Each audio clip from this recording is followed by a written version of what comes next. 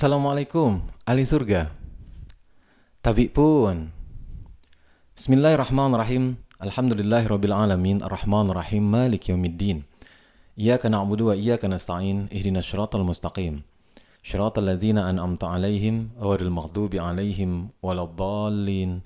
Amin, amin, amin ya rabbal alamin. Jumpa lagi dengan Kiai Ikada pada channel yang berbahagia ini. Kali ini teman-teman para ahli surga yang dimuliakan oleh Allah Subhanahu wa taala, kita akan mencoba belajar bersama tentang 10 teknik bicara di dalam Al-Quran. Kenapa Kiai angkat tema ini?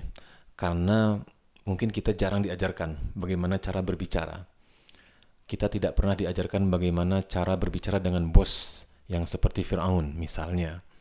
Kita jarang diajarkan bagaimana berbicara dengan anak kecil.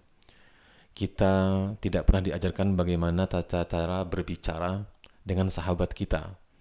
Kita tidak pernah diajarkan bagaimana cara ngobrol dengan istri.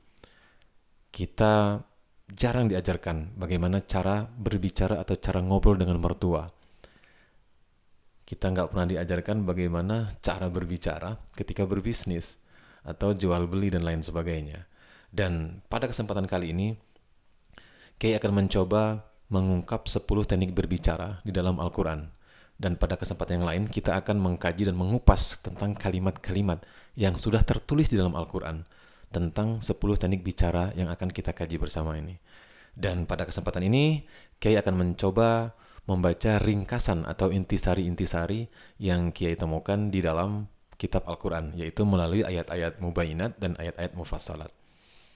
Yang pertama, yaitu teknik berbicara qaulan karima, yaitu kata-kata yang mulia, teknik berbicara kepada orang tua atau dengan mertua. Teknik namanya qaulan karima.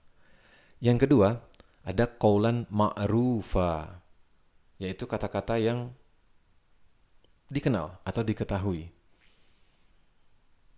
Sehingga kita tidak sinis, tidak saling berargumen. Contoh sederhana, misalkan suami dan istri, ketika sang istri menyapu dan memindahkan barang-barang yang memang biasanya suami meletakkan misalkan kunci mobil di atas TV, lalu sang istri memindahkan ketika membersihkannya, maka sang istri harus melakukan metode bicara qaulan ma'rufa, diketahui. Kenapa? Gara-gara kunci ketika suami terbiasa menempat atau meletakkan di atas TV lalu dipindahkan dan sang istri tidak berbicara qaulan ma'rufa, maka akan terjadi keributan. Atau dompet, atau HP, atau sapu saja. Biasanya istri meletakkan sapu di dekat tong sampah. Lalu kita suami tiba-tiba menyapu dan meninggalkannya atau tidak meletakkan di tempatnya semula. Maka akan terjadi keributan. Itu namanya teknik qaulan ma'rufa. Harus diketahui atau dikenal. Yang ketiga, ada teknik qaulan husna, yaitu kata-kata yang baik untuk sesama manusia walaupun dia bukan muslim. Kalimat ini sering kita dengar, ucapan-ucapan atau kalimat-kalimat ungkapan ketika orang-orang non-muslim merayakan hari raya mereka. Ini banyak perdebatan. Ada yang mengatakan boleh mengucapkan ucapan selamat, ada yang mengatakan haram, ada yang mengatakan tidak boleh. Dan dari kalimat qaulan husna ini, metode berbicaranya, Kiai menemukan satu solusi. Kalau kita mengucapkan kalimatnya selamat hari raya Natal misalnya, selamat hari raya Imlek. Kalimat salamun alaikum, selamat itu artinya mengakui. Seperti para malaikat mengatakan para ahli surga, salamun alaikum udkhulu al-jannata bima kuntum ta'malun. Selamat ya, diakui kamu akan masuk surga.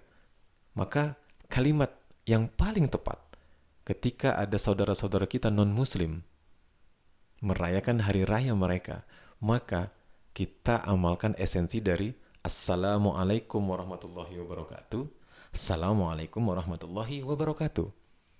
Sesama muslim mengucapkan Assalamualaikum warahmatullahi wabarakatuh kepada golongan kiri, Kita mengucapkan assalamu alaikum.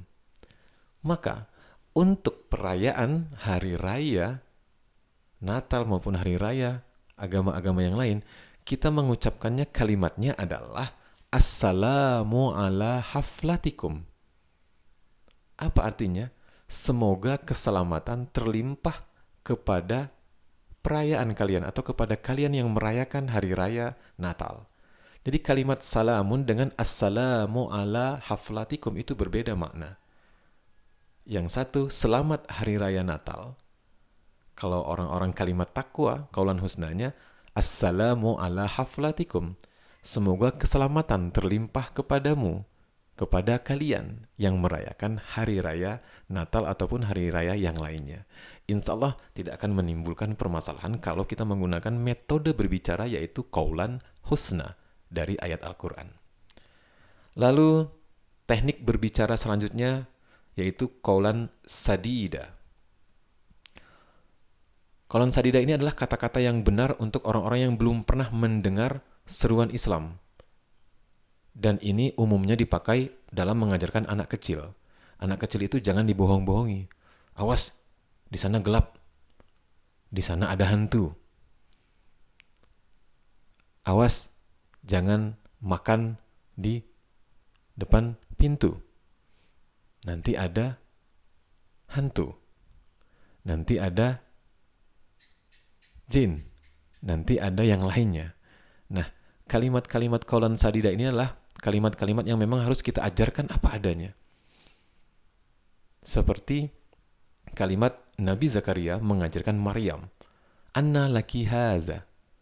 Maryam harus diajarkan dan menjawab, "Haza min indillah." Dari mana kamu dapat makanan ini? Nabi Zakaria mengajarkan dengan teknik kaulan sadida, "Haza min indillah." Maka Maryam bisa menjawab, "Haza min indillah." Saya dapat makanan ini dari sisi Allah. Secara ukhrawinya, akhiratnya dapat ridho Allah. Secara manusiawinya, sesama sosialnya, kita dipahami. Ini dari sisi Allah dikasih orang tua saya.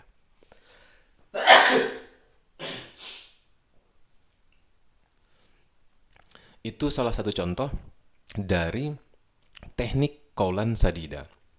Kita kaji kembali teknik berbicara selanjutnya, yaitu kaulan baligho, yaitu kata-kata yang menusuk hati untuk orang-orang yang mendebat tanpa alasan atau orang-orang yang suka menghina Rasul.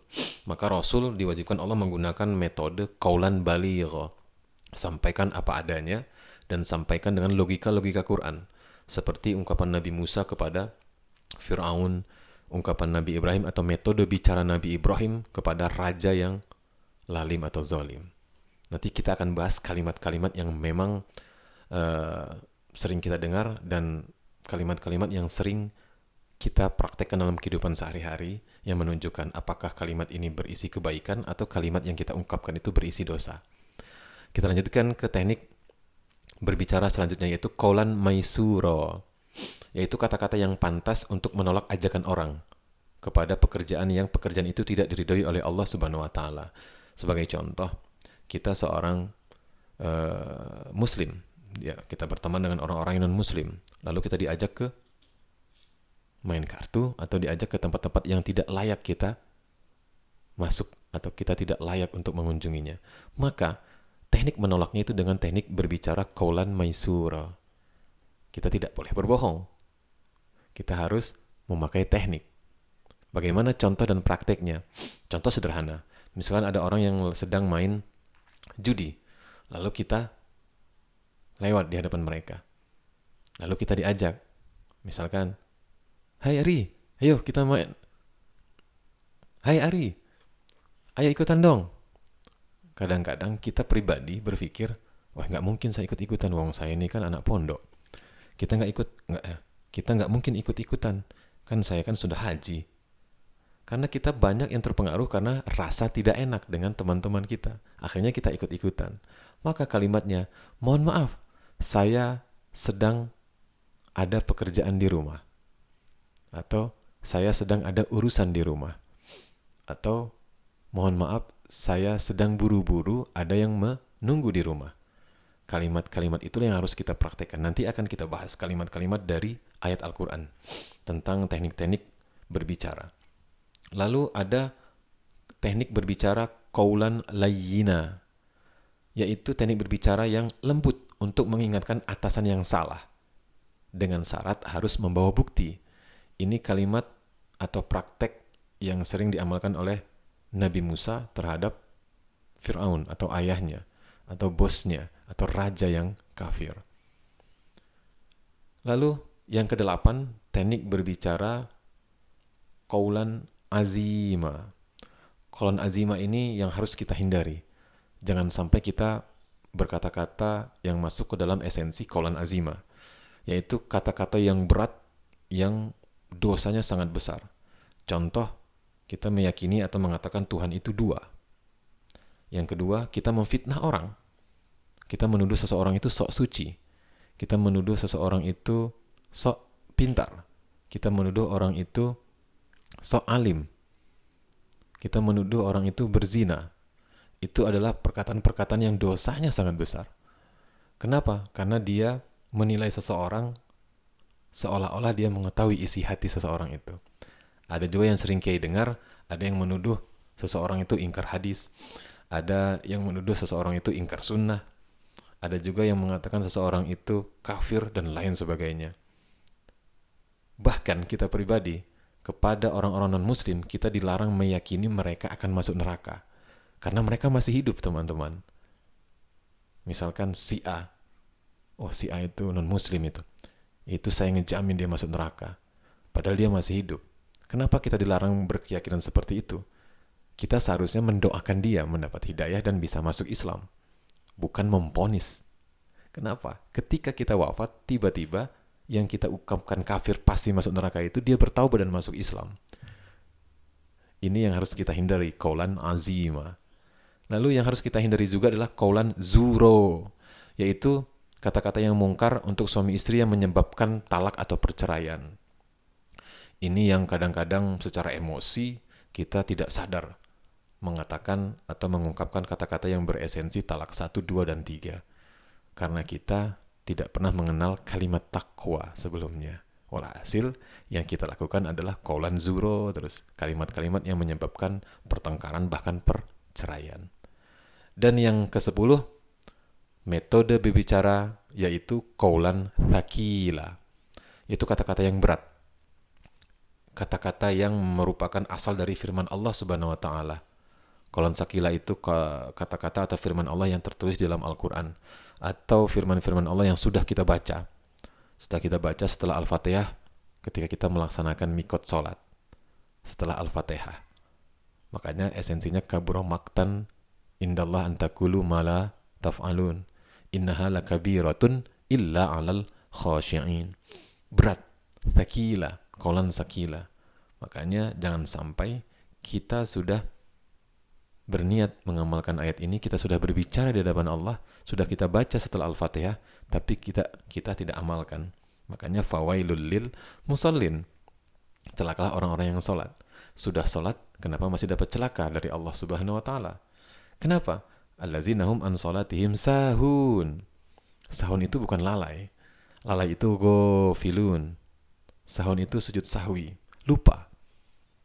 Lupa apa? Lupa apa yang kita baca, apa yang kita ucapkan di hadapan Allah, kita tidak mengingatnya setelah salam. Allazina hum yura'un. Karena riya. Riya kepada manusia tidak perlu diajarkan. Tapi riya kepada Allah, kita mencari selain ridha Allah. Salat 2 ingin karena mencari rizki. Salat tahajud karena mencari kedudukan. Itu di luar ridha Allah Subhanahu wa taala. Wa yamna'unal ma'un. Enggan berbuat baik ketika selesai melaksanakan salat. Berkata kita tidak baik. Mimik wajah kita tidak baik. Berpenampilan kita tidak baik. Penglihatan kita tidak baik. Pendengaran kita tidak yang baik-baik. Semuanya yang buruk-buruk. Dan kita lupa tidak mengucapkan astaghfirullahalazim. Itulah teman-teman para ahli surga yang dimuliakan oleh Allah Subhanahu wa taala. 10 teknik berbicara dengan 2 pembicara atau 2 kalimat atau 2 ungkapan yang tidak boleh kita lakukan karena itu berisi dosa-dosa besar dan memang dosa-dosa yang lebih besar dari membunuh, yaitu kalimat-kalimat yang berisi fitnah. Taqabbalallah. Alhamdulillahirabbil alamin. Ingat, nomor 1 kan kitab Al-Qur'an. Nomor 2 kan kitab hadis, dan nomor 3 kan kitab tafsir para ulama sebagai buku bacaan kita, sebagai referensi pengetahuan kita. Silakan baca sesuai dengan kemampuan masing-masing, tanpa menyalahkan, tanpa menyesatkan, dan tanpa memvonis si A sesat atau si B sesat, dan lain sebagainya. Wassalamualaikum warahmatullahi wabarakatuh.